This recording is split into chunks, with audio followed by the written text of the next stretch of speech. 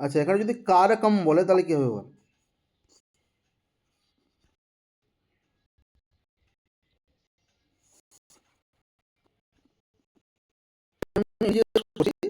কারকম যদি পদ দেয়,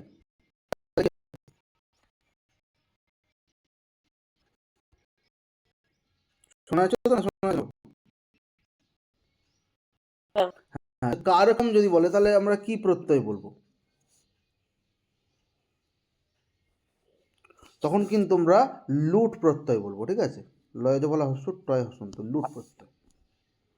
যেখানেই দেখবি, মানে আমি সহজ ট্রিক বলছি, কঠিনের দিকে যাবো না আমরা, যেখানে দেখবি ময়ে হসন্তর মতো আছে কিছু, মানে ময়ে হলন্ত আছে শেষে, তখন সেটাকে 99% সেখানে কি হয়, যে সেখানে লুট প্রত্যয় হয়, ঠিক আছে?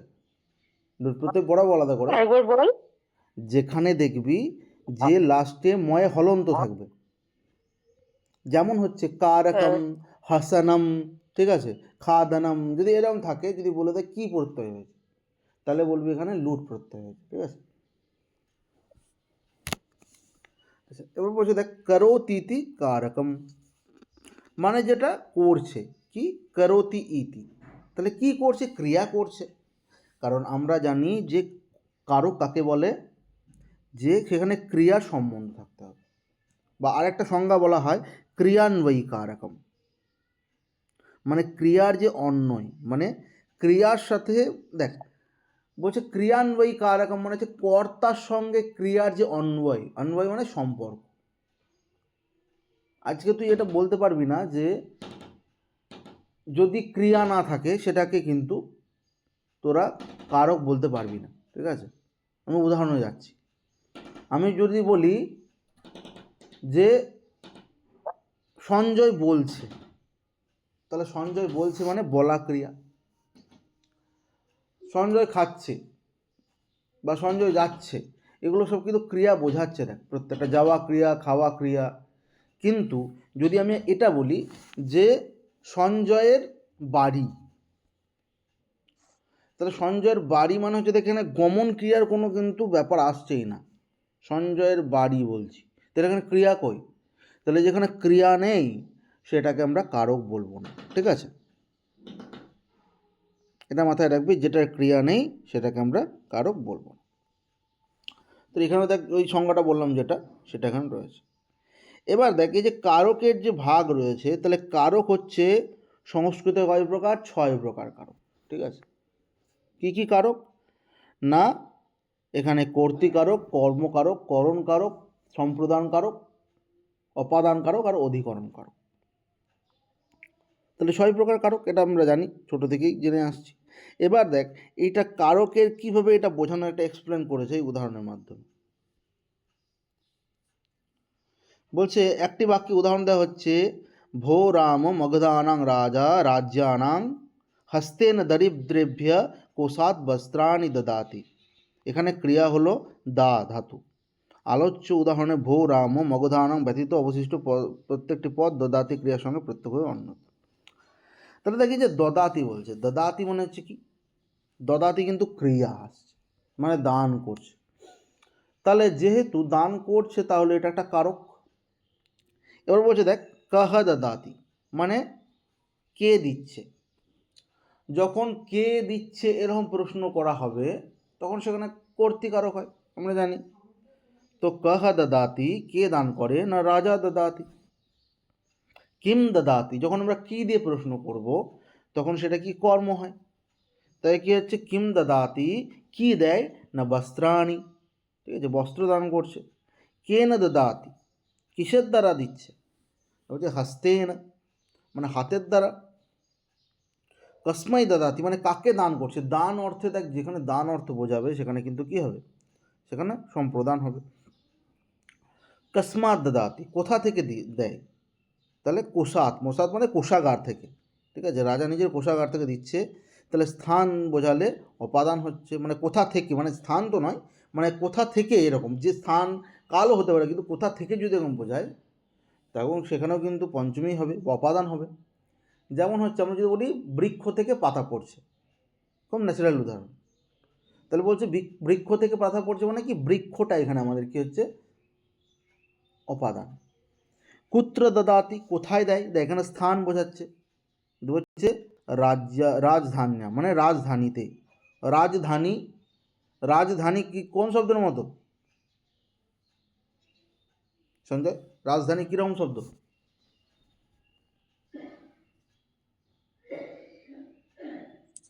মনি শব্দ। হ্যাঁ, মনি শব্দ কি করে হলো? রাজধানী বানান কি হয়? হর্ষে হয় না দীর্ঘ হয়? ও, দীর্ঘ ইকার হয়, তা নদী শব্দ না? হ্যাঁ, তাহলে নদী শব্দের মতো। তাহলে নদী শব্দের সপ্তমীর এক বচন কি? নদ্যাম। সেই জন্য রাজধান্যাম হলো, ঠিক আছে? তাহলে বলছে কুত্র দদাতি, কোথায় দেয়। তাহলে দেখ এখানে হয়ে গেল অধিকরণ। তাহলে আমরা যে কারক পড়ব, সেই কারকের মধ্যে যে প্রথম যে মেন বিষয় সেটা হচ্ছে যে কারক কয় প্রকার। এবার কারক কয় প্রকার বলতে গেলে আমরা বলবো যে 6 প্রকার কারক।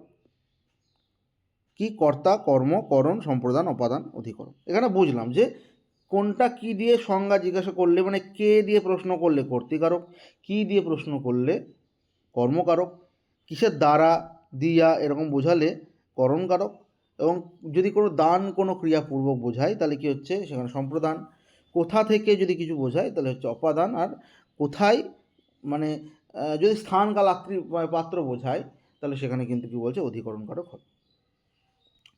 তাহলে এটা গেল আমাদের প্রাথমিক একদম দিক। এবার দেখ এখানে একটা জিনিস চলে যাচ্ছি,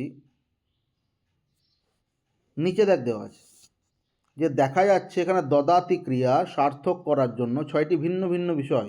তাহলে 6টি ভিন্ন বিষয় দেখলাম যে কর্তা, কর্মকরণ মানে দিচ্ছে। তাহলে দদাতির একটা ক্রিয়া, তার জন্য 6টা কি হচ্ছে কাজ সম্পন্ন হচ্ছে। কিন্তু এখানে দেখ বলছে মগধানাম, এই সম্বন্ধ পদটির দদাতি ক্রিয়ার সঙ্গে প্রত্যক্ষভাবে অন্যয় হয়নি, অতএব সম্বন্ধ পদ কারক নয়। তাহলে আমি একটা জিনিসও বলেছিলাম যে দেখ যেমন কারক হবে 6টা, তেমন হচ্ছে ষষ্ঠী বা সম্বন্ধটা কিন্তু কারক হবে না। কেন হবে না? কারণ হচ্ছে ক্রিয়ার সঙ্গে যদি প্রত্যক্ষ সম্বন্ধ না থাকে সেখানে কিন্তু তাকে কারক বোঝানো যাবে না। তাহলে এখানে উদাহরণে আবার যাই, দেখ এখানে ভো রাম, ঠিক আছে, হে রাম মগধানাম রাজা, মানে কোথাকার রাজা? মগধের রাজা। রাজধান নাম, রাজধানীতে কি করছে? হস্তেন, হাতের দ্বারা, দরিদ্রেব, দরিদ্রদেরকে, কোষাং বস্ত্রাণি দদাতি, মানে দরিদ্রদেরকে দান করছে। কোথা থেকে? না কোষার থেকে, নিজের রাজকোষ থেকে। কি না? বস্ত্রাণি, কি দান করছে? বস্ত্র দান করছে। তাহলে দেখ প্রত্যেকটা প্রশ্নের উত্তর পেয়ে যাচ্ছে কিন্তু। কে দান করছে? রাজা দান করছে।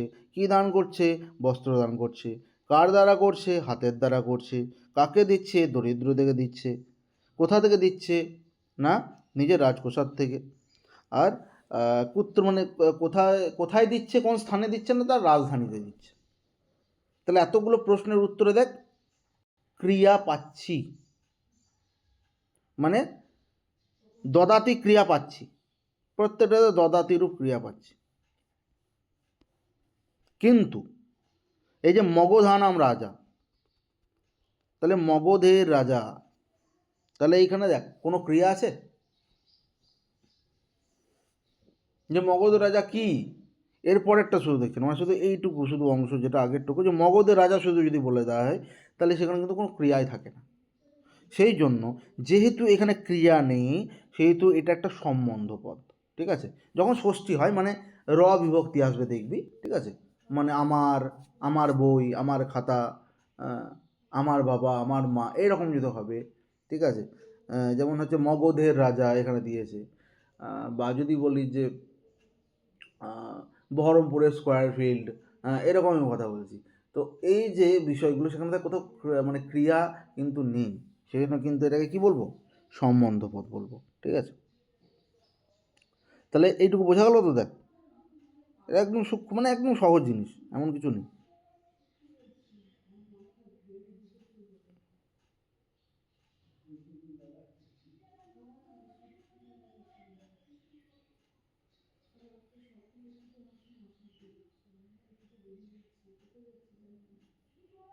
আচ্ছা একটু আমাকে বলবি, ঠিক আছে? যদি কোনো অসুবিধা থাকে সেটাও জানাবি, বা কোনো প্রশ্ন করার থাকলে। না, ঠিক অসুবিধা নেই। আচ্ছা আচ্ছা, পুষ্পার নেই তো? না। ঠিক আছে। এবার দেখ, এই যে বিষয়গুলো রয়েছে এইগুলো অত ইম্পর্টেন্ট নয়, মানে এই পরীক্ষার জন্য অন্তত ইম্পর্টেন্ট নয়, বিহারের জন্য এত ইম্পর্টেন্ট নয়, ঠিক আছে? মানে এই টপিক এইগুলো এসে ঘুরিয়ে ফিরিয়ে একই লেখা, সেটা আমরা দেখবো না। বেশ, আচ্ছা এইখানে একটু চলে যাব, ঠিক আছে? 3 নম্বর, যেহেতু একটু একটু বোঝার আছে, বসে দেখ, সংখ্যাকারক বোধয়িত্রী বিভক্তি। বলছে যার দ্বারা কোনো শব্দের বলতে প্রাতিপদিকের লিখে দেয়, প্রাতিপদিক। তাহলে যার দ্বারা কোনো শব্দের বা প্রাতিপদিকের সংখ্যা, কারক, সম্বন্ধ প্রভৃতির প্রতীতি জন্মায়। তাহলে এটা সংখ্যা না কারক না সম্বন্ধ, এটা আমরা জানতে পারি, এর জ্ঞান হয়, সেটা হচ্ছে তাকে বলছে বিভক্তি বলছে। তাহলে বিভক্তি কাকে বলছে? না বিভক্তি বলছে তাকেই যেটা প্রাতিপদিকযুক্ত। তাহলে 1 নম্বর পয়েন্ট হচ্ছে যেটা প্রাতিপদিকযুক্ত, যেটাতে সংখ্যা থাকবে, সংখ্যার বোধ হবে, ঠিক আছে? যেখানে কারক বোঝাবে, যেখানে সম্বন্ধ বোঝাবে, সেগুলো হচ্ছে প্রত্যেকটা বিভক্তি। তাই বিভক্তি হচ্ছে আমাদের 7 প্রকার। দেখ, মানে যেহেতু সম্বন্ধটাতেও বিভক্তি হয়, তাহলে সম্বন্ধটাকে বিভক্তি, এমনিতে তাহলে 6টা বিভক্তি হওয়ার কথা ছিল, যেহেতু 6টা কারক মানছি। কিন্তু এখানে বলছে না, যে সম্বন্ধ পদেরও কিন্তু বিভক্তি হয়, তাহলে এখানে টোটাল 7টা বিভক্তি হবে, ঠিক আছে? যে প্রথমা দ্বিতীয়া থেকে শুরু করে একদম সপ্তমী পর্যন্ত। বলছে এর মধ্যে এক বচন, দ্বিবচন, বহু বচন এরা দেখেছিস থাকে, 3টে বচন থাকে। ফলে বিভক্তির চিহ্ন কি থাকে? 7 × 3 21 থাকে। মানে এইখানে প্রশ্ন হয়, ঠিক আছে, যে আমাদের যে বিভক্তি তো 7 প্রকার, ঠিক আছে? তো বিভক্তি 7 প্রকার না জিজ্ঞাসা করেও জিজ্ঞেস করে দেওয়া যাচ্ছে বিভক্তি কয় প্রকার বলো তো, বা প্রত্যয় কয় প্রকার, বিভক্তিতে প্রত্যয় কয় প্রকার, তখন বলতে হবে 21 প্রকার। কেন? দেখবি প্রথমে কি আছে, যখন আমরা বইটা খুলি, যখন আমরা ওই কারক, মানে কারক বলছি, মানে শব্দরূপে যখন বইটা খুলবি, তখন নরহ নরৌ নরাহা না দেখে প্রথমে কি দেখবি? সু ঔজস, অম ওটসস, টাভ্যাম ভিস, এগুলো দেখিস তো? তো ওইটা, হ্যাঁ, তো ওইটা দেখবি 3টে করে, মানে এক বচন, দ্বিবচন, বহু বচন, তাহলে প্রত্যেকটা 3টে, তাহলে 7, মানে 7টা বিভক্তিতে আছে এটা, তাহলে 21টা হয়ে গেল, 3 7 মানে 21 হয়ে গেল। সেই জন্য এখানে 21 বলছে, সু থেকে সুপ পর্যন্ত, ঠিক আছে? শেষে সুপ আছে, তো সেই জন্য কি বলছে, সু থেকে সুপ পর্যন্ত এটা রয়েছে। তাহলে এইটা এই জন্য আলোচনা করলাম এখানটুকু, যে এটুকু থেকে প্রশ্ন হয়, ঠিক আছে?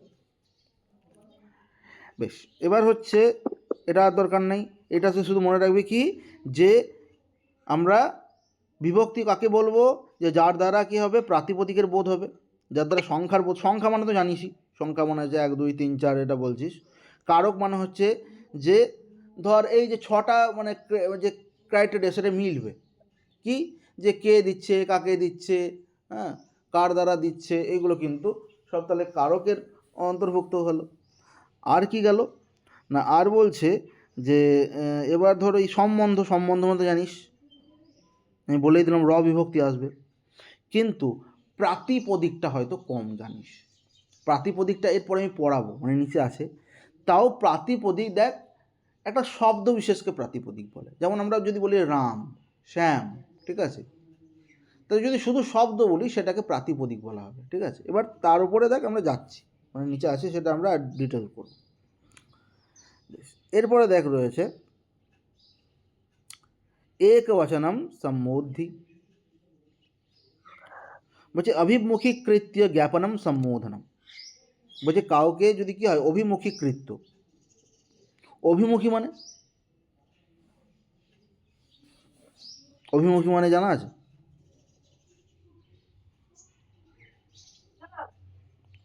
মানে দেখ, অভিমুখী মানে হচ্ছে যে নিজের দিকে, ঠিক আছে? নিজের দিকে, মানে এখানে দেখ নিচে লেখা আছে যে কাউকে ডেকে নিজের অভিমুখে তার মনোযোগ আকর্ষণ করলে।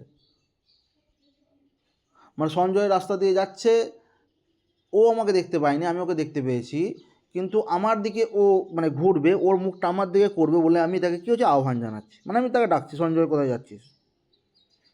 তাহলে সেটাই হচ্ছে কি, সে তার মনোযোগ আকর্ষণ করাকেই বলছে সম্বোধন, ঠিক আছে। এবং সম্বোধন বললে প্রথমা এক বচনের বিশেষ অর্থ রূপ বোঝায়। তাহলে সম্বোধনে কি হয়? প্রথমা হয়। ঠিক আছে, এটা মাথায় রাখবি যে সম্বোধনে প্রথমা হয়। তাহলে সম্বোধন কিন্তু আলাদা করে কোনো বিভক্তি বলছে না, ঠিক আছে, সম্বোধনে প্রথমা বলছে শুধুমাত্র। ঠিক আছে। এবং ধরে এখানে হচ্ছে যে এটা তো অবশ্যই, কিন্তু যেমন কারকের ক্ষেত্রে দেখবি যে একটা বিস্ময় সূচক চিহ্ন থাকবে, যেখানে একটা বিস্ময় সূচক চিহ্ন থাকবে সেটাকে আমরা কি বলবো? সেটাকেই বলবো আমরা সম্বোধন। ঠিক আছে। আচ্ছা, এরপরে দেখ নিচে চলে যায়, বলছে উপপদ বিভক্তি, কারক বিভক্তি। তাহলে এটা পড়েছিস দেখবি, আমাদের ফার্স্ট ইয়ারে এটা পড়তে হয়েছে, যখন গ্র্যাজুয়েশন করেছিস তখন দেখবি আমাদের কিছু কারিকা আসতো, কারিকা ব্যাখ্যা, তাই না? তো সেখানে কারিকা দিত যে উপপদ বিভক্তে হে কারক বিভক্তি বলি আসি, এরকম দিয়ে দিত, দিয়ে বলতো ব্যাখ্যা করো।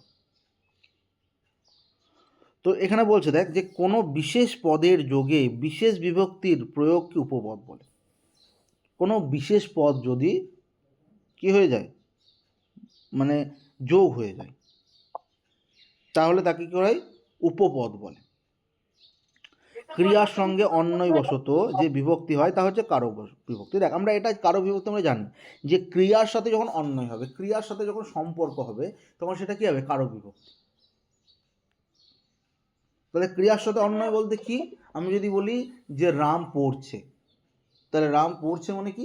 যে পড়া ক্রিয়া, তাহলে ক্রিয়ার সাথে কার মানে অন্বয় হলো? না, রামের হলো। তাহলে সেখানে কারক হয়ে গেলো, কে পড়ছে? রাম পড়ছে, কর্তৃকারক হয়ে গেল। কিন্তু এইখানে দেখ কি বলছে, তাহলে এটা তো কারক বিভক্তি হয়ে গেল। এবং কি তাহলে ওইখানে কি হলো? তাহলে আমরা বলতে পারি কারকের বিভক্তি মানে কর্তৃকারক প্রথমা বিভক্তি। কারণ হচ্ছে এটা আমরা ন্যাচারালভাবে জানি যে কারক সেই ক্রমান্বয়ে আমরা চলে আসবো, যে কর্তৃকারকের প্রথমা, কর্মকারকের দ্বিতীয়া, করণকারকের তৃতীয়া, সম্প্রদানের চতুর্থী, অপাদানের পঞ্চমী, ষষ্ঠীতে সম্বন্ধ, আর সপ্তমী হচ্ছে অধিকরণ। এটা আমরা জানি। কিন্তু এখানে বলছে একই জায়গায় দুইয়ের প্রয়োগের সম্ভাবনা থাকলে কারক বিভক্তির প্রয়োগ হবে, উপপদ বিভক্তির নয়। মানে যেখানে বলছে যদি একই একটা একটা স্থান আমরা দেখতে পাচ্ছি যেখানে কি হচ্ছে প্রয়োগ বিধির ক্ষেত্রে বলছে, তো সেখানে যদি সম্ভাবনা দেখা যায় যে কারক বিভক্তি না উপপদ বিভক্তি, তাহলে বলছে কারক বিভক্তির প্রয়োগ হবে, উপপদ বিভক্তির নয়। যেমন দেখেন কি বলছে যে উপপদ বিভক্তে হে কারক বিভক্তি বলিয়াছি। বলিয়াছি মানে কি? বলবান, ক্ষমতাশালী, তাই না? তাহলে এখানে বলছে যে উপপদ বিভক্তি। আমি না স্ক্রিন দেখতে পাচ্ছি না। স্ক্রিন দেখতে, সঞ্জয় দেখতে পাচ্ছিস না? আচ্ছা, একটু স্ক্রল করতে আবার ই করুন, দেখা যাচ্ছে বা?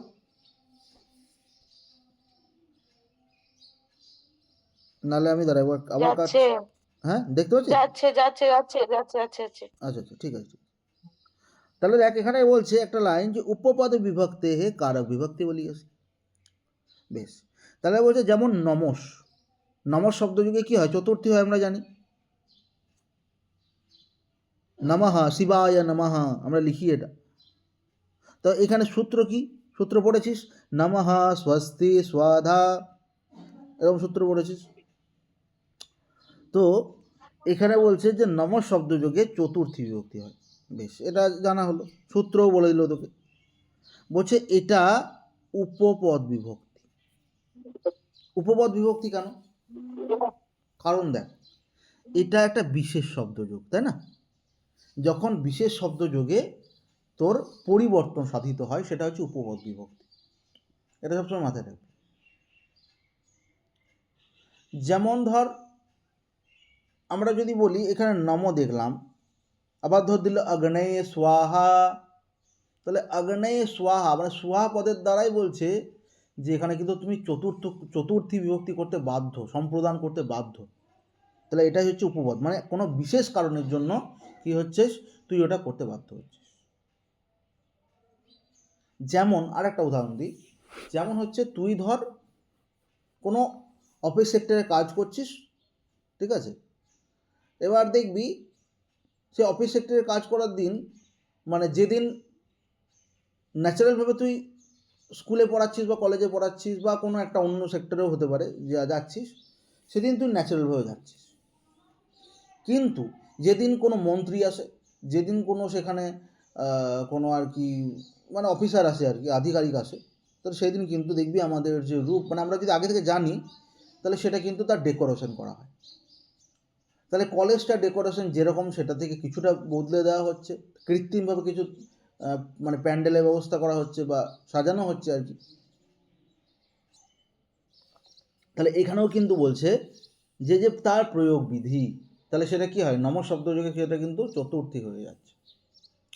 তাহলে চতুর্থী হয়ে যাচ্ছে, যেমন হচ্ছে সেদিন হয়তো কলেজে ক্লাস হওয়ার কথা ছিল, কিন্তু সেই মন্ত্রী আসার জন্য ক্লাসটা হলো না, মানে 11টা থেকে ক্লাস, 11টা থেকে ভাষণ হচ্ছে মন্ত্রী। তাহলে এইরকমই মানে হয়তো ওই শব্দযোগে অন্য বিভক্তি হওয়ার কথা ছিল, কিন্তু যখন শব্দ কিছু কিছু পার্টিকুলার শব্দ চলে আসবে তখন সেগুলো কি বলছে, সেগুলো কিন্তু মানে একটা বিভক্তিকে কেন্দ্রীভূত করবে। যেমন নম শব্দযোগে চতুর্থী হলো এখানে, এটি তাহলে উপপদ বিভক্তি, বলছে শিবায় নমঃ। কিন্তু এইখানে দেখ কি বলছে, শিবম নমস্কারোতি। তাহলে কি এটাকে ভাঙলে কি হবে, শিবম শিবম, আর নমস্কারোতিটা কি হবে সঞ্জয়, নমঃ করোতি হয়ে যাবে, তাই না? যদি ভাঙি এটাকে নমঃ করোতি, তাহলে এই যে নমঃ করোতি হলো, তো বলছে নমস্কারোতি ক্রিয়ার কর্ম হচ্ছে কে, শিব। কারণ দেখ কর্ম বলছে কাকে নমস্কার করব, বলছে শিবম নমস্কারোতি, শিবকে নমস্কার করা হচ্ছে। তাহলে প্রশ্ন এখানে আসছে কাকে নমস্কার করা হচ্ছে, শিবকে। তাহলে বলছে নমস্কারোতি ক্রিয়ার কর্মকে, তাহলে কর্ম এখানে শিব, যে কাকে নমস্কার করছি, প্রশ্ন যখনই প্রশ্ন করব তখনই সেটা ডাইরেক্ট যাবে কার কাছে, শিবের কাছে। তাই ক্রিয়ার যোগ থাকায় নমস শব্দ থাকলেও চতুর্থী নয়, কর্মে দ্বিতীয়া হয়।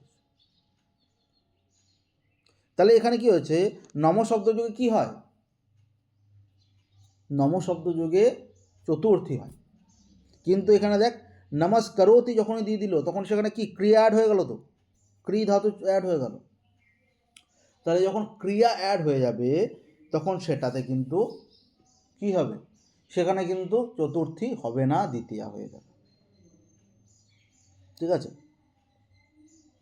মানে এখানে নম দেখ, যখন বলছিলাম শিবায় নমঃ মানে শিবকে নমস্কার, শিবকে নমস্কার বললাম, কিন্তু এখানে ধাতু ছিল কি বল, যে শিবকে নমস্কার করো বা করছি এরকম বলছে, শিবকে নমস্কার।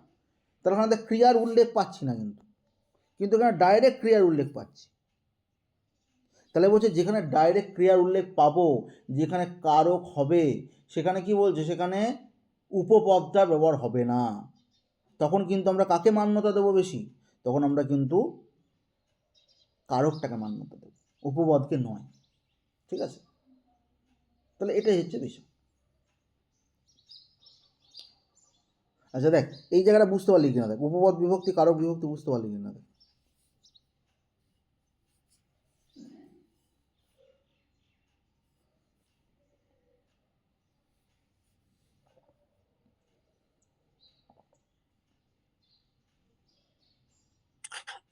আমি কিন্তু অতটা বুঝতে পারিনি।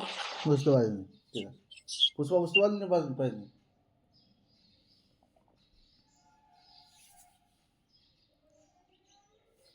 আচ্ছা আর একটা জিনিস সঞ্জয়কে বলছি, সঞ্জয় তুই মানে উঠে উঠে বসে আছিস তো, মানে ঠিকঠাক বসে ক্লাস করছিস তো, শুয়ে শুয়ে ক্লাস করলে কিন্তু কিছু বুঝতে পারবি না।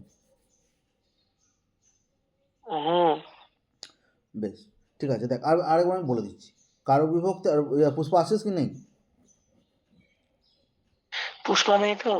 নেই না, আচ্ছা ঠিক আছে। দেখ এবার দেখ, এবার ব্যাপারটা হচ্ছে উপপদ বিভক্তি কারক বিভক্তি আরেকবার বলছি। দেখ কারক বিভক্তি কাকে বলে বল, কারক আসলে কাকে বলে, যেখানে ক্রিয়া থাকবে আর যেখানে কর্তা থাকবে, যে কর্তার দ্বারা যখন ক্রিয়ার সম্পর্ক বোঝাবে, মানে সম্পর্ক মানে কি, কর্তা কিছু করছে ক্রিয়ার দ্বারা, এটাই মানে।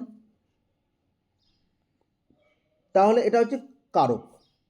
আর উপপদ মানে কি, উপপদ মানে যে বিশেষ কিছু শব্দ, যেমন দেখ একটা বিনা, বিনা একটা শব্দ, জানিস যে বিনা যুগে কি হয়, দ্বিতীয়া হয়, তৃতীয়া হয়, শুনেছিস তো, যে জলে না বিনা জলম বিনা করতে পারি। তাহলে এটা কি বিনা শব্দ, একটা মানে এটা একটা উপপদ, মানে ওই পদ আসার জন্য দেখ, যে পদ আসার জন্য আমরা বিভক্তি চেঞ্জ করতে বাধ্য হয় সেটা হচ্ছে উপপদ, পরিবর্তন করতে আমরা বাধ্য হয়। যেমন হচ্ছে নামাহা, নামা একটা পদ, মানে একটা বিশেষ পদ, সেই জন্য ওই নম শব্দ যোগেই কী হচ্ছে, আলাদা একটা সূত্র বানিয়ে দিয়েছে পানিনি, কি নামাহা স্বস্তি স্বাহা স্বাহা আলম বসার যোগ আছে, এরকম সূত্র বানিয়ে দিয়েছে। তাহলে এটা কি হলো, যে নামাহা স্বস্তি স্বাহা সদা নম শব্দ যোগ হলো। আবার ধর অন্য কোথাও হয়তো এই যে অন্তরা অন্তরীণ, আমরা দেখেছি তো পদটা, যে অন্তরা শব্দের যোগে দ্বিতীয়া হচ্ছে, বিকল্পে তৃতীয়াও হচ্ছে। তারপরে দেখবি যে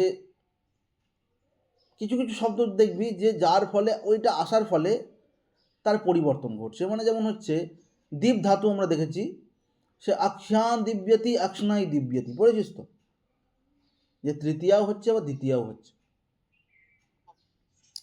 সহজ কথাই হচ্ছে দেখ, যে শব্দটা আসার ফলে বিভক্তির পরিবর্তন হয়ে যায় তাকে উপপদ বিভক্তি বলে। তাহলে আমাকে এখানে একটা জিনিস বল সঞ্জয়, যে শিবায় নামা আছে, শিবায় নামা, তাহলে শিবায় মানে কি, চতুর্থী আছে তো, চতুর্থী বিভক্তি আছে কি নেই? হ্যাঁ। তাহলে এখানে নম শব্দ আছে, নম একটা বিশেষ শব্দ, সেই বিশেষ শব্দ যোগে চতুর্থী হলো। কিন্তু এখানে দেখ, এখানে কোনো ক্রিয়া আছে কি, শিবায় নমর মধ্যে কোনো ক্রিয়া আছে, মানে কিছু করা বোঝাচ্ছে? না। মানে শিবায় নম, শিবকে, মানে শিবকে নমস্কার।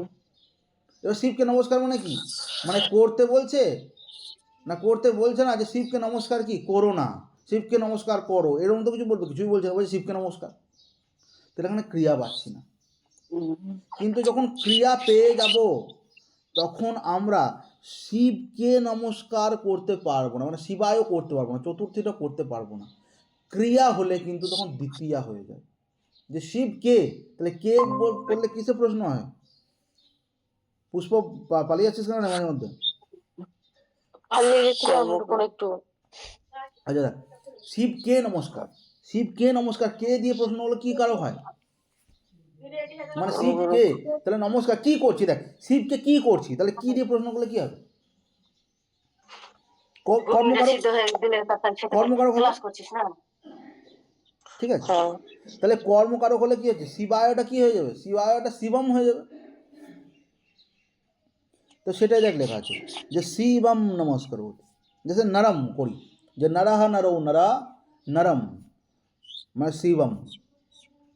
তাহলে দেখ নম শব্দটা ছিল, কিন্তু তার সঙ্গে কি হচ্ছে, করতি দিয়ে দিল। করতি মানে কি, ক্রিয়া, ক্রি ধাতু, ধাতু কথার অর্থ যেটা কোনো কাজ করা বোঝাচ্ছে, ক্রিয়াকে বোঝাচ্ছে। বেশ, তাহলে শিবম নমস্কারতি মানে হচ্ছে শিবকে নমস্কার। তাহলে এখানে বল শিবায় হলো না, কেন হলো না? কারণ বলছে ধাতু রয়েছে, ক্রি ধাতু রয়েছে।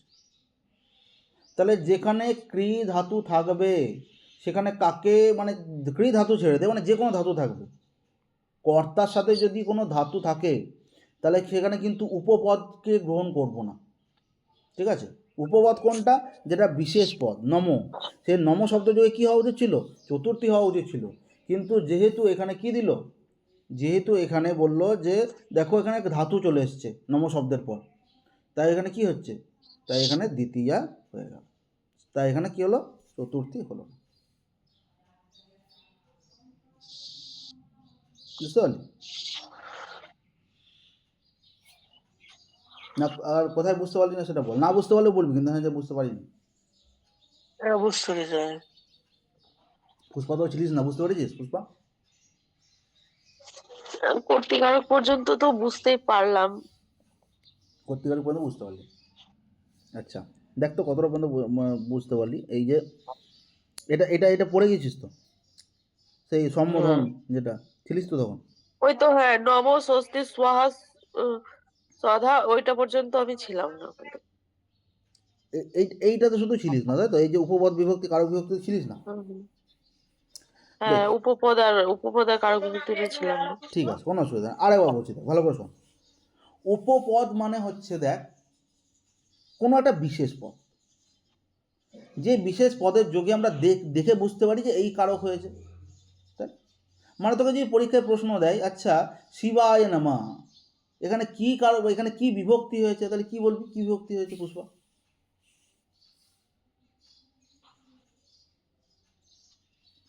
চতুর্থী বিভক্তি হয়। হ্যাঁ, চতুর্থী বিভক্তি হয়। তাহলে এটা কি পানিনি বলে গেছেন তো যে হ্যাঁ চতুর্থী হ্যাঁ বিভক্তি হবে? বেশ, এবার ওই যে প্রশ্নটা হচ্ছে, তাহলে এটা হচ্ছে উপপদ। উপপদ কাকে বলছে? যেটা কোনো বিশেষ পদ যেখানে কিন্তু ক্রিয়ার সাথে অন্বয় হবে না, মানে ক্রিয়া থাকবে না। সহজ কথা হচ্ছে উপপদে উপপদ থাকতে পারে কিন্তু ক্রিয়া থাকবে না। ঠিক আছে, আমি যদি আর একটা বলি যে নমটা যদি না বলি, আমি যদি এটা বলি, ত্বম দিলাম, ত্বম বিনা, তাহলে তুমি ছাড়া, তুমি ছাড়া কি ক্রিয়া আছে কি? এরপরে তো বলছি না আমি কিছু। তাহলে এই যে বলছি না, তাহলে বিনা তো একটা শব্দ, কিন্তু দেখ ক্রিয়া নাই। হ্যাঁ তাহলে ক্রিয়া যখন নেই, তখন এটাকে কি বলবো? এটাকে একটা পদ বলবো। সেটা কি পদ? উপপদ। এই বিনা উপপদ। শব্দের যোগে যে দ্বিতীয়া হচ্ছে, ত্বং হচ্ছে, বা ত্বয়াও হবে, মানে আমরা জানি বিনা শব্দ যোগে কি হয়? দুটোই হয়, দ্বিতীয়া হয় আর তৃতীয়া হয়। আমরা এটাকে ত্বয়াও করতে পারি, ত্বয়া বিনা, তৃতীয়ার এক বচন করে দিলাম আর বিনা, ত্বম বিনা ত্বয়া বিনা। তাহলে এখানে আমরা বিনা শব্দের যুগে এটাকে কন্ট্রোল করছি, কিন্তু বলছে যখন এই কন্ট্রোলটা কোনো ক্রিয়া চলে আসবে, কাজ করা বোঝাবে, তখন কিন্তু সেটা চেঞ্জ হয়ে যেতে পারে, সেটা কিন্তু উপপদ হিসেবে চলবে না। তাহলে দেখ, এখানে যে শিবায় নম পদটা ছিল, এখানে নম শব্দটা হচ্ছে বিশেষ একটা পদ, যার ফলে চতুর্থী বিভক্তি হচ্ছিল। কিন্তু বলছে পরের উদাহরণে দেখ কি বলছে, শিবম নমস্কারোতি। তাহলে নম তো সেই পদটা রয়েছে, কিন্তু পরে কি চলে এসছে? ক্রি ধাতু চলে এসছে। ক্রি ধাতু মানে হচ্ছে করা। তাহলে সেই জন্য দেখ সেখানে কিন্তু বলছে যেহেতু চলে এলো, সেখানে চতুর্থী বিভক্তি হবে না, আর সেখানে কনভার্ট করতে হবে কি? দ্বিতীয় বিভক্তি। কারণ কি? কার কথা বেশি শুনবে? বলছে কারকের বেশি কথা শুনবে, উপপদের কথা শুনলে হবে না। ঠিক আছে, তো কারক বিভক্তি বেশি হচ্ছে, বলি বেশি হয়।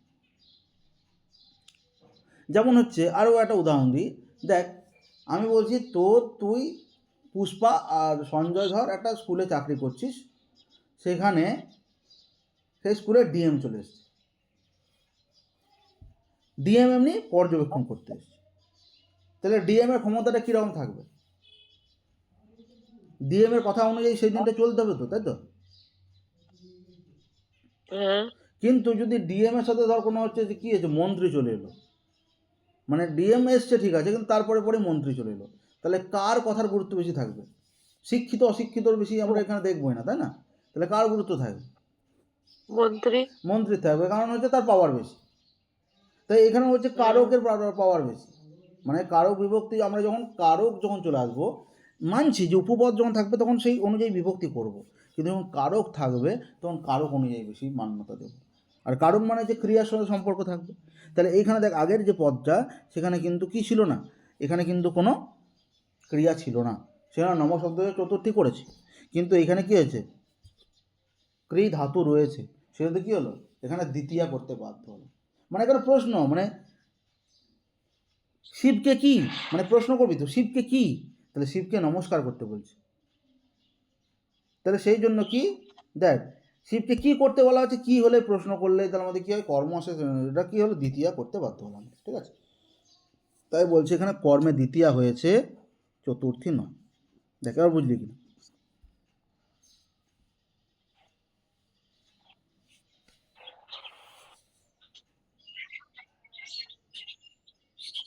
বুঝলি পুষ্পা এবার? হ্যাঁ আচ্ছা, না বুঝে বলবি না কিন্তু, হ্যাঁ বুঝলি কি বুঝলে বল, ভালো করে বল। বুঝলাম, প্রশ্ন করে তাহলে বুঝতে পারবি। আচ্ছা আচ্ছা, ঠিক আছে, বেশ। তাহলে এখানে যদি বলি যে, পুষ্পা আমি তোকে বলছি যে, আমি যদি বলি যে অন্তরা, এটা শব্দ অন্তরা, বা অন্তরেণ, বা অন্তরেণ বলছি, অন্তরা অন্তরেণ, তাহলে এখানে কি বিভক্তি হবে?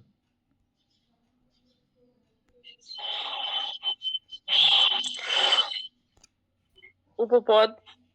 এটা উপপদ তো? তাহলে অন্তরা অন্তর, উপপদ। হ্যাঁ, তাহলে এই যে অন্তরেণ পদ বলছি, দেখ তাহলে দেখে মনে হচ্ছে কি তৃতীয়া হবে? হ্যাঁ। তাহলে অন্তরা অন্তরেণ শব্দের যোগে দেখবি যে দ্বিতীয়া মানে বিকল্পের তৃতীয়াও হয়, সূত্র আছে পরে, কিন্তু এটা আমরা হচ্ছে দ্বিতীয়া হচ্ছে। কিন্তু বলছে যদি এর সঙ্গে কোনো ক্রিয়া যোগ করে দেওয়া হয় তখন তার পরিবর্তনও ঘটতে পারে, সে অন্তরণটা তৃতীয় বিভক্তি নাও হতে পারে যদি কোনো ক্রিয়া থাকে। কারণ এটা একটা বিশেষ নিয়ম, কিন্তু বিশেষের পরেও যদি বিশেষ চলে আসে তাহলে বিশেষের পরে বিশেষ কি এখানে, এখানে উপপদের থেকেও বিশেষ হচ্ছে কারক। ঠিক আছে, তাহলে গুরুত্বটা হচ্ছে কারকের বেশি সবসময়। তাহলে সেটাই হচ্ছে কি এখানে, সেই জন্য হলো যে এখানে দ্বিতীয়া হয়ে গেল। ঠিক আছে, এটা হচ্ছে আর কিছুই নাই, বলছি উপপদ বিভক্তির থেকে কারক বিভক্তি বেশি বলবান, এটা বোঝানোর জন্যই বলতে চাইছি।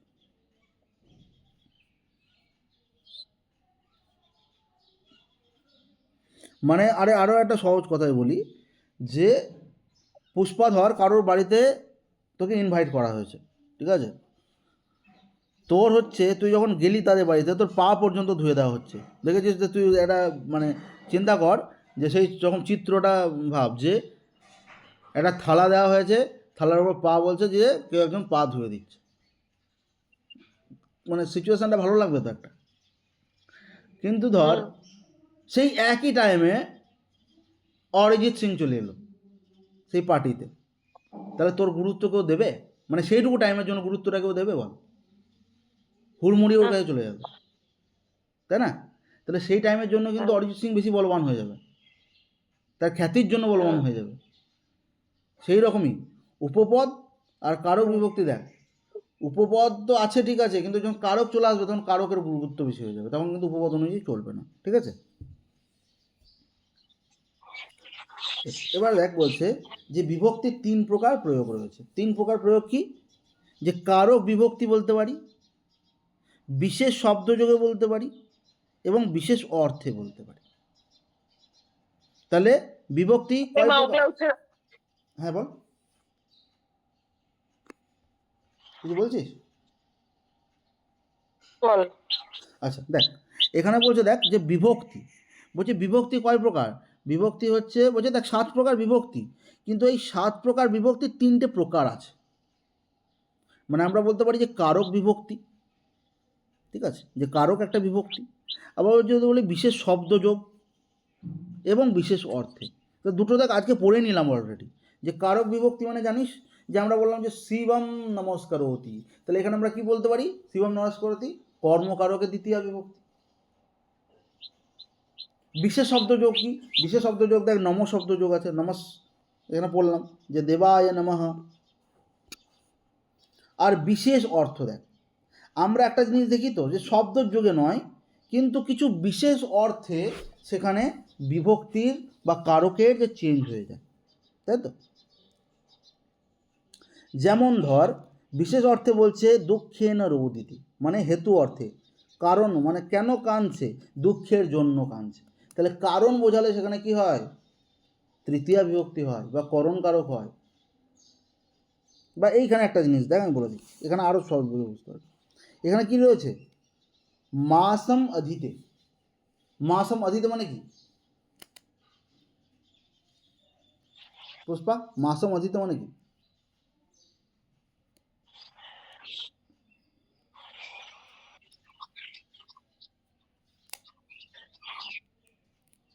আমি একটা শব্দ পুট করে দিচ্ছি দেখ, মাসম রামায়ণম অধীতে, কি হবে এর মানে কি? 1 মাসে রামায়ণ অধ্যয়ন করবে।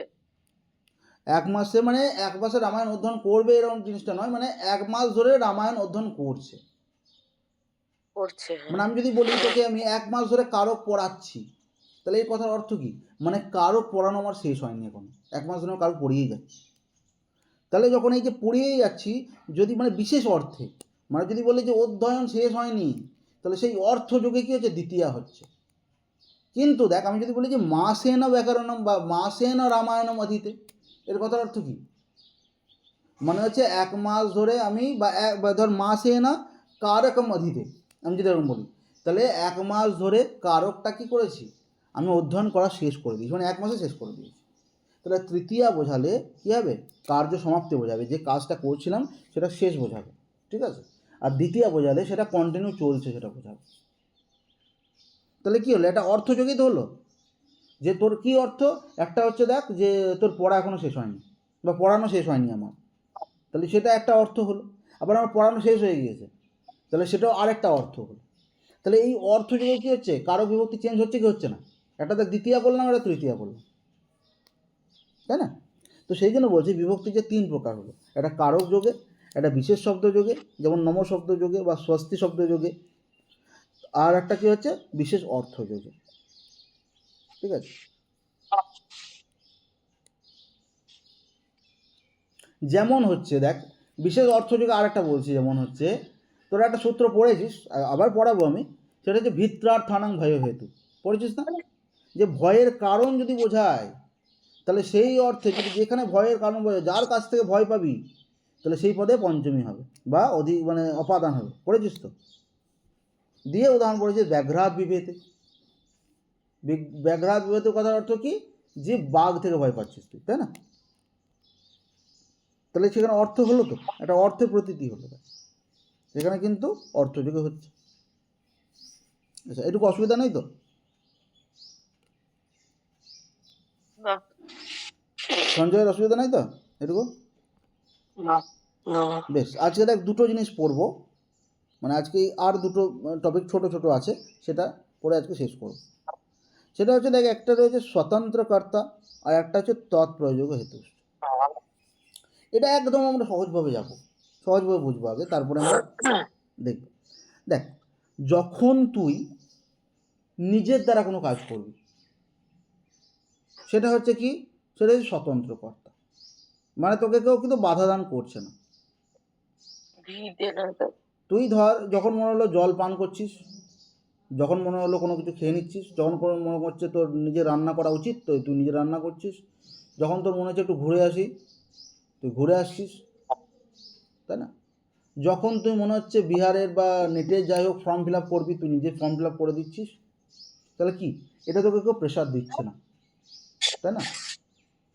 কিন্তু মা যদি বলে, বাড়ি বা বাবা যদি বলছে কিরে পরীক্ষার ফর্মটা ফিল আপ করলি না, ফিল আপ করে আয়, তাহলে কিন্তু দেখ সেটা তুই স্বতন্ত্র নস, মানে তুই তো ইচ্ছাই নেই হয়তো, এমন একটা ভাব দেখা যাচ্ছে যে ও আচ্ছা আচ্ছা ফর্ম ফিল আপ করতে হবে না, ঠিক আছে যাবো। তাহলে বাবা বলছে মানে সেখানে কিন্তু কি, সেটাও কিন্তু একটা কর্তা, বাবা বলছে সেটা একটা কর্তা, তুই কাজ করছিস সেটাও একটা কর্তা, কিন্তু একটা হচ্ছে স্বতন্ত্র কর্তা, আর নিচে যেটা দেখব যে তৎ প্রয়োজক। তাহলে একটা দেখবি, একটা হচ্ছে প্রযোজ্য কর্তা আর একটা হচ্ছে প্রযোজক কর্তা, মানে স্বতন্ত্র কর্তাকে, ঠিক আছে, প্রযোজ্য কর্তা বলা হয়, ঠিক আছে, প্রযোজ্য কর্তা, প্রযোজ্য কর্তা, প্রযোজ্য মানে কি, যে নিজেই কাজ করছে। যেমন দেখ বলছে যে স্বতন্ত্র বা অন্য নিরপেক্ষ হয়ে ক্রিয়া সম্পাদন করছে বলে ধরে নেওয়া হয়, তাকে কর্তা বলে। যেমন শিশু সেতে, মানে এখানে বলছে শিশু শয়ন করছে। অশ্ব ধাবতি, রামঃ বনম গচ্ছতি, তবে বলছে এই অন্য কারকগুলি প্রকৃতপক্ষে কর্তার নিয়োগের অপেক্ষা রাখে। দেবদত্ত কাষ্ঠই স্থলাম ওদনম পচতি, এই উদাহরণে কাঠ প্রভৃতি দেবদত্তের ইচ্ছানুসারে স্ব স্ব কর্মে প্রবৃত্ত হয়, এই জন্য দেবদত্ত প্রধান কর্তা, অন্যেরা সহায়ক কর্তা এবং উপকারক। উল্লেখ্য যে এইসব ক্ষেত্রে বিবক্ষা অর্থাৎ বক্তার ইচ্ছায় প্রমাণক, যেমন বক্তা যদি ভাবেন স্থালি রন্ধন ক্রিয়া চলাকালীন চাল জল ইত্যাদি ধারণ করেন, তাই কর্তা, তবে সেক্ষেত্রে তিনি স্থালি পচতি বলতে পারেন, অন্যথায় অসাধারণ বিবক্ষায় স্থলাং পচতি। বেশ, ঠিক আছে, যাই হোক, এখানটা দেখ একটু বলছি। আচ্ছা, একটা জিনিস দেখ, যদি বলি অশ্বধাবতি, মানে হচ্ছে অশ্বটা দৌড়াচ্ছে, তাহলে তুই ধর অশ্বটাকে চালনা করছিস তো, মানে ঘোড়াটা যেতে চাইছে না, তুই ধর চালনা করছিস, তাহলে তার স্বতন্ত্র আছে, মানে সে স্বাধীন। ঘোড়াটা তাহলে দেখ নিজের উপর নিজে স্বাধীন নয়। বা যদি বলছি যে শিশু সেতে, এখনকার বাচ্চারা দেখবে ঘুমোতেই চায় না, মানে যখন ঘুমানোর কথা তখন ঘুমাবে না, আর যখন ঘুমানোর কথা না তারা তখন দেখবে ঘুমোবে। তাহলে কী হচ্ছে, মা আর কি বকে ঝোঁকে মেরে কী করে, তাকে ঘুম পাড়ানোর চেষ্টা করে। তাহলে সেখানে যে ঘুম পাড়ানোর চেষ্টা করা হচ্ছে, সেখানে দেখ ঘুম পাড়ানোটা কী হচ্ছে, তাহলে মানে কর্তা এখানে কে? মেন কর্তা কিন্তু এখানে আমাদের যে বাচ্চাটা, সেই শিশুটা, কিন্তু সে শুতেই চাইছে না। তাহলে যেহেতু সে শুতে চাইছে না, সেহেতু কী হচ্ছে, এখানে সে স্বাধীন নয়। তা স্বাধীন কাকে বলবো? স্বাধীন মানে হচ্ছে তুই যখন নিজেই কোনো কাজটা করবি। মানে অশ্বটা যদি ধাবতি এইরকম অর্থে নিই যে অশ্বটা ধাবন হচ্ছে, মানে অশ্বটা নিজেই দৌড়াচ্ছে। মানে আমি এখানে দুটো অর্থেরই প্রকাশ্য দেখাচ্ছি তোকে, আর কিছু না। মানে যদি এটা এইরকমভাবে মনে করি যে শিশুটা শয়ন করছে, শিশুটা নিজের ইচ্ছায় ঘুমিয়ে গিয়েছে, মানে খেলতে খেলতে নিজের ইচ্ছাতে ঘুমিয়ে গিয়েছে, কারোর প্রেশারে নয়, বা মা বাবা বলেনি যে ঘুমিয়ে যা। আর অশ্বধাবতী মানে অশ্বটাকে যখন কী হচ্ছে, নিজেই দৌড়াচ্ছে, তখন সেখানে কী হবে? সেখানে সকল স্বতন্ত্র কর্তা। রাম বনং গচ্ছতি। আচ্ছা একটা জিনিস বল, যে রাম যে বনে গিয়েছিল সেটা কি নিজের ইচ্ছায় গিয়েছিল?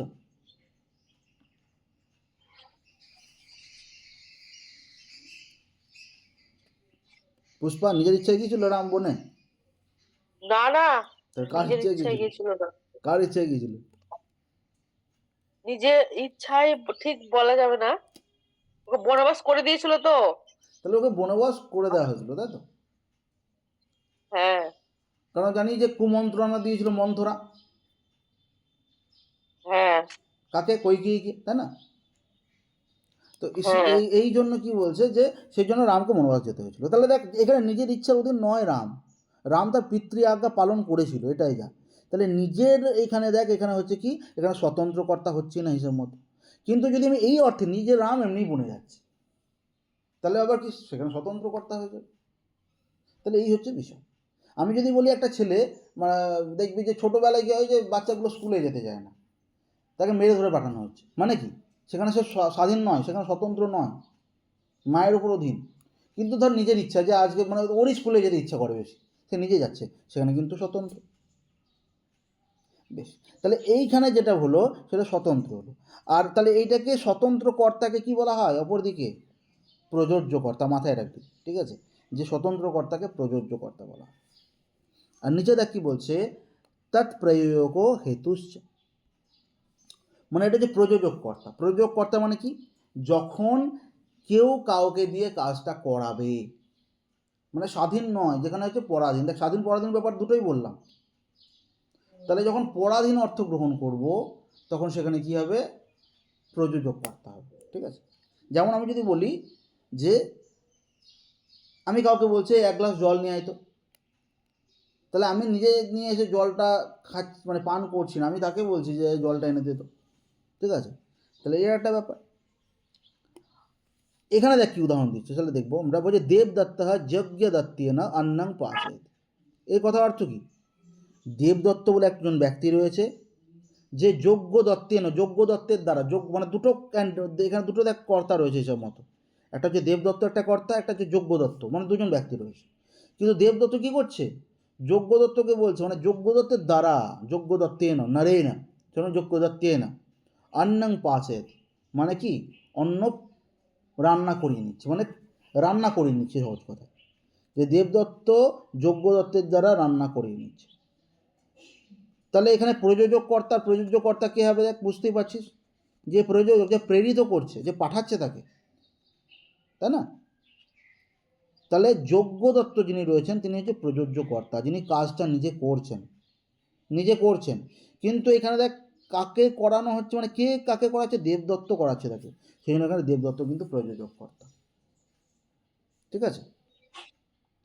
তাহলে প্রযোজক কর্তা যেখানে হবে, যেখানে কেউ কাউকে দ্বারা কাজটা করাবে, সে প্রযোজক কর্তায় প্রথমা এবং প্রযোজ্য কর্তায় তৃতীয়া হয়, ঠিক আছে?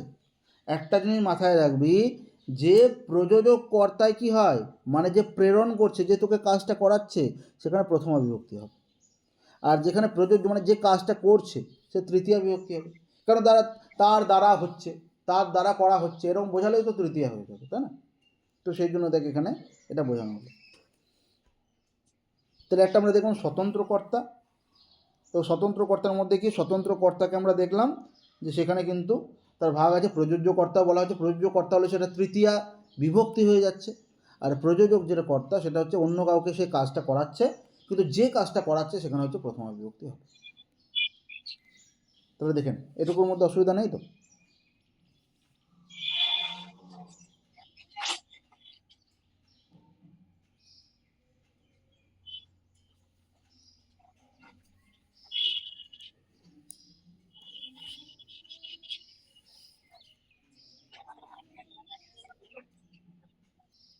স্বতন্ত্র কর্তা তৎপ্রয়োজক হেতুশ্চ, এর মধ্যে কোনো মানে অসুবিধা আছে নাকি বল? না, ঠিক আছে, বলো না। এটা পুষ্প ঠিক আছে? ঠিক আছে। আচ্ছা ঠিক আছে, তাহলে আজকে আমাদের এটুকুই থাকলো, ঠিক আছে? পরের দিন আমরা প্রথমা বিভক্তির যে সূত্রগুলো আছে সেগুলো একটু ধরে ধরে পড়ব। তাহলে এইটুকু যেটা পড়লি সেটা একটু নিজেদের মতো করে লিখবি, যেগুলো মনে হবে পয়েন্টগুলো যে এগুলো দরকার, বুঝতে পারছি না, পিডিএফ থেকে হচ্ছে না, তাহলে সেগুলো আলাদা করে রেকর্ডটা শুনে পরে লিখে রাখবি, ঠিক আছে? হুম।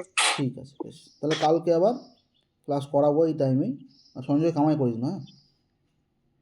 হুম। ঠিক আছে।